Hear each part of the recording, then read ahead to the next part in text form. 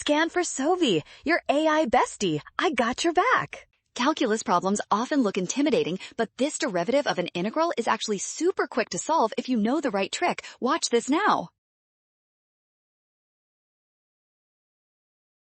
The Fundamental Theorem of Calculus tells us that the derivative of an integral is simply the integrand itself, so f prime of x is just the expression inside the integral. Now we need to find f prime of 2. We substitute 2 for every x in our derivative expression. This gives us 4 times 2 plus the square root of 9.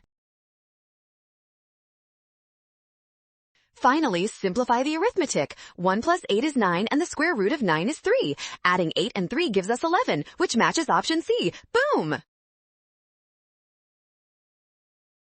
Got it! Scan the code, you can learn better with Sovi. Don't integrate or drop constants, just use the FTC rule and check your basic arithmetic.